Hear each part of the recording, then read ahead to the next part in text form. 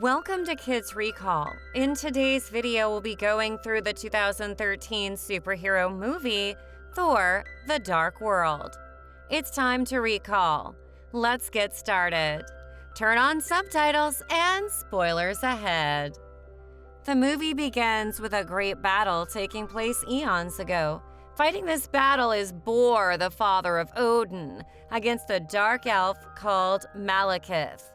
Malekith wants to wreak destruction on all the 9 realms by utilizing a weapon known as Aether. Bor and his army gain the upper hand against Malekith's cursed, who are enhanced warriors, and defeat them on their home planet of Svartalfheim. To keep the world safe from Aether, Bor stores it in a column and puts it deep underground. Malekith protects himself along with some Dark Elves, hiding from Bor by going into suspended animation, so that when the 9 realms align once more, he can awaken and continue his mission. The scene then shifts to present-day Asgard, where Loki has been brought in chains for the crimes he's committed on Earth by leading an alien invasion. Odin reprimands him for his actions, while Loki defends himself, claiming that he simply wanted to rule Earth as a benevolent god. Odin reminds him that they are not gods and that they live and die like humans. When Loki claims that the throne is his birthright, Odin yells that his birthright was to die if Odin had not taken him in, and that he will be sentenced to life imprisonment, only because of Odin's wife and the love she has for her children, but will never be allowed to meet her. While Thor will deal with the repercussions of the damages Loki caused, and then will be crowned king. Meanwhile, Thor is taking part in a battle being fought in Vanheim, which is the home of Thor's friends Hogun. Also fighting alongside Thor to battle the Marauders are his best friends, the warriors Fendral, Volstagg, and Sif. This battle is to be the final battle in a war to pacify the 9 realms after the reconstruction of the Bifrost, the Rainbow Bridge between realms, which had been destroyed 2 years prior. The bridge had been destroyed by Thor himself by the use of Mjolnir, but we now get to know that the bridge is being rebuilt. Thor goes to talk to Odin, and they discuss how everyone is anxious about the 9 realms aligning, as they once did when the great battle was fought by Bor against Malekith. As the time of the alignment draws nearer, random portals will begin to open all over the 9 realms, and after this, we jump to London, where astrophysicist Jane Foster, along with her assistant Darcy, visit an abandoned warehouse. Here, strange phenomena have been occurring. Objects do not follow the laws of physics and disappear into thin air. This, in fact, is the exact thing we heard about earlier, of the opening of the portals that connect the 9 realms.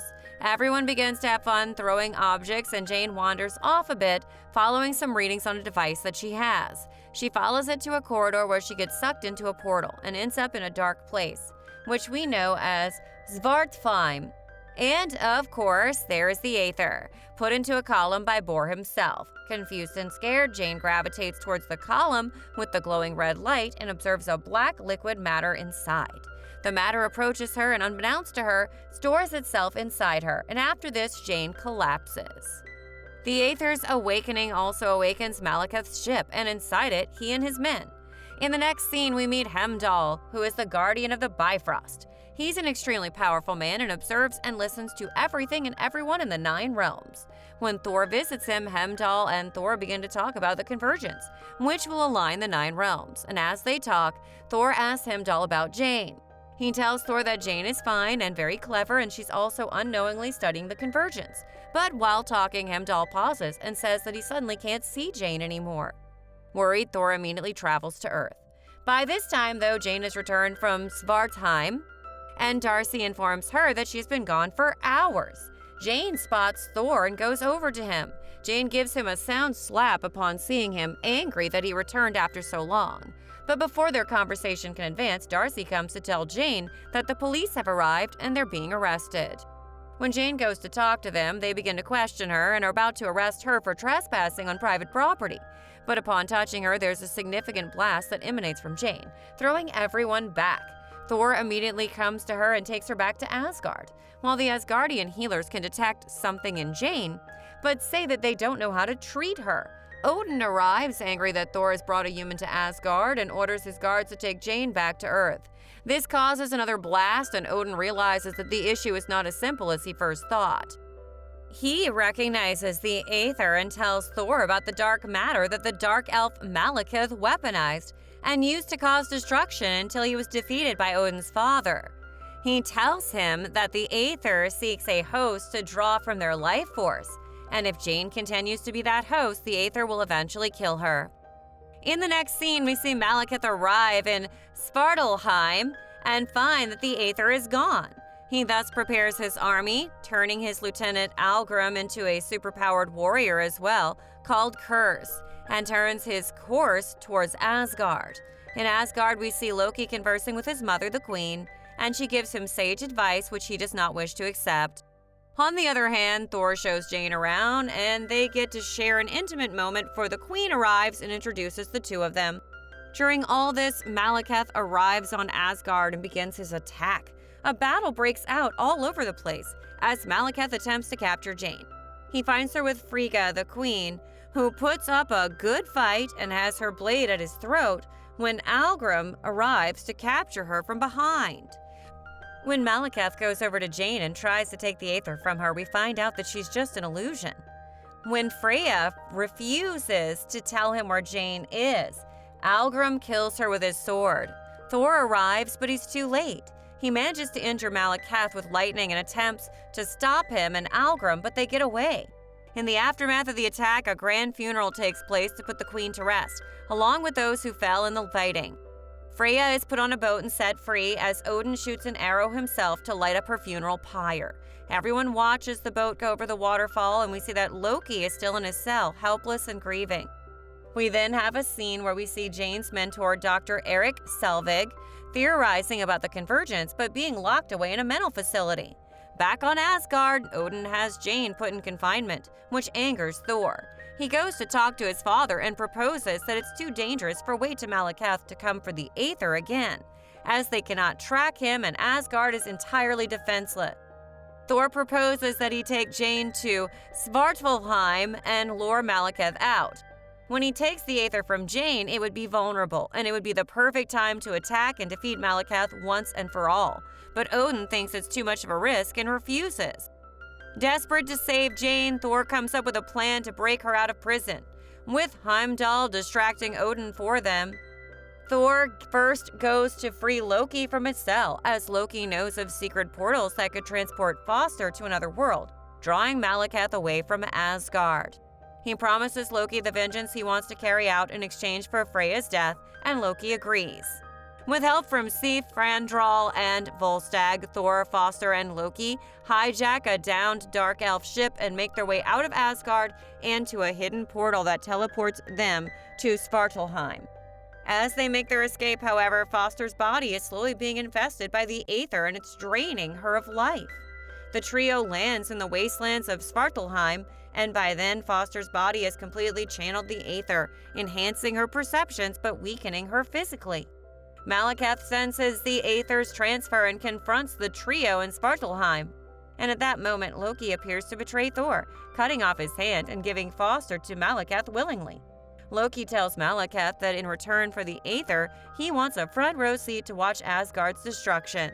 Malekith then proceeds to drain the Aether from Foster's body and into himself, but Loki's betrayal is revealed to be a ruse, and Thor's injury is revealed to have nothing more than a holographic projection, meant to lull Malekith into a false sense of security. Calling for his hammer, Thor tries to destroy the Aether but fails as it's indestructible. Curse then battles Thor while Malekith and his minions leave the planet, and Curse quickly gains the upper hand against Thor. Loki comes to Thor's aid, stabbing Curse through the chest with a sword, but it has no effect on the Cursed, who seizes Loki and drives the sword into his own body. Loki manages to press one of Curse's implosion bombs, however, and sets it off, killing Curse. Loki then apologizes to Thor for his actions and seems to die in his arms. After mourning Loki, Thor and Foster then enter a cave. Believing that they have failed in stopping Malekith, suddenly Foster's cell phone gains reception and they venture deeper into the cave, finding a portal. The portal teleports them safely back to London. Meanwhile, the Einherjar guard appears in the same area where Loki died and returns to Asgard to inform Odin of what transpired. While Jane has been in Asgard, Darcy has been trying to contact S.H.I.E.L.D. about Jane, when she and Ian, her intern, see on the news that Dr. Eric Selvig has been running around nude at Stonehenge and has now been put in a retirement home for psychiatric care. They go there to get him out, and he tells them that his sanity was shaken after being hypnotized by Loki during the Chitauri invasion. For the past several months, Selvig has studied the effects of the convergence and has developed devices which can teleport people to different worlds. Jane and Thor come to them after returning to Earth, and Selvig tells them that the people who lived in England after the previous convergence had built certain objects to create a secret map of where the convergence would reach its peak. The location is revealed to be Greenwich. After putting two and two together, Jane theorizes that Malekith plans to spread the Aether through the portals so that he may destroy all the worlds at once. They travel to Greenwich the next morning, and when they arrive, they find that several portals have opened up above the city, a sign that the convergence is nearing its peak. Malekith soon arrives, and Thor engages him in battle, but both are evenly matched. The fight takes them through various portals throughout the city, transporting them to different worlds. While the two are fighting, the scientists use Selvig's devices to deal with the Dark Elf soldiers, accidentally summoning a frost beast in the process. Thor and Malekith are soon separated by one of the portals, and Malekith, now unopposed, unleashes the Aether into the portals. Thor soon regroups with his friends to take Selvig's devices, noting that while the Aether may be indestructible, Malekith himself is not. Using the devices, Thor impales Malekith with them, allowing Jane to teleport him back to Svartalheim, stopping his attack. However, Malekith's damaged ark starts to crash, about to land on an unconscious Thor. Jane tries to move him away from the falling ark, but fails and finally lies on top of him. But the crash never comes, as Selvig uses the last of his devices to teleport it away. It ends up on Svartalheim and lands on Malekith himself, killing the Dark Elf leader. The portals then close, and the ordeal is finally over. 2 days later, Jane, Darcy, Selvig, and Ian are all having breakfast, and Jane looks distraught when Darcy comforts her by saying that Thor will return.